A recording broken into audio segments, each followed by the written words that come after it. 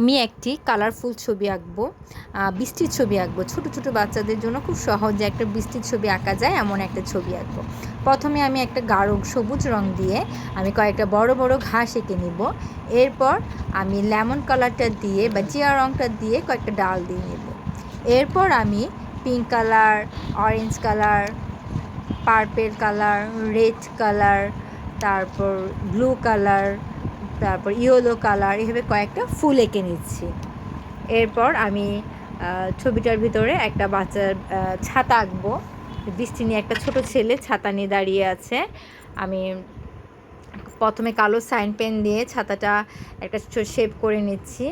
তারপরে আমি একটা ছেলের মাথা আর্ট করব। তারপরে ছেলেটার পিছন সাইডটা দেখা যাচ্ছে, ছেলেটা হাত দিয়ে নিব, তার জামার গলাটা দিয়ে নিচ্ছি। এরপর ছেলেটার মাথাটা চুলটা কালো কালার করে দিচ্ছি। আর ছাতাকে আমি বিভিন্ন রকম শেড কালার দিব যাতে ছবিটা অনেক বেশি কালারফুল হয় এবং বাচ্চারা খুব পছন্দ করে। প্রথমে গাঢ় নীল কালার দিয়ে আমি একটা মেঘ এঁকে নিলাম। হালকা আকাশি কালার দিয়ে আমি বৃষ্টির ছবিটা আঁকছি। এরপর প্রথমে একটা রেড কালারের একটা শেড দিচ্ছি, তারপর পিঙ্ক কালারের শেড দিব, তারপর ইয়েলো কালার দিচ্ছি,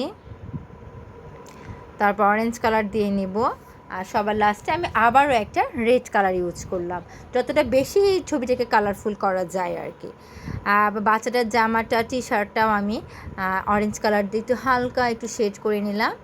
এরপর কালো কালার দিয়ে আমি নীল মেঘটা মানে কালো মেঘ যেন বোঝা যাচ্ছে কালো মেঘ এঁকে নিব। গাঢ় সবুজ রং দিয়ে আমি ঘাসগুলোকে একটু হালকা সবুজ মানে একটা শেড করে নিচ্ছি। তার উপর দিয়ে আমি আবার লেমন কালার ইউজ করে সেটাকে আরেকটু ভালো করে গাঢ় করে নিব। ছবিটা দেখতে যেন খুব সুন্দর লাগে। আশা করি বাচ্চাদের কাছে ছবিটা অনেক বেশি সুন্দর লাগবে এবং খুব সহজে ছোট ছোট বাচ্চারা তাদের মনের আনন্দে একটা বৃষ্টি এবং একটা সুন্দর ছবি আঁকতে পারবে। বাচ্চারা অনেক বেশি পছন্দ করবে। আল্লাহ হাফেজ, টাটা, বাই বাই।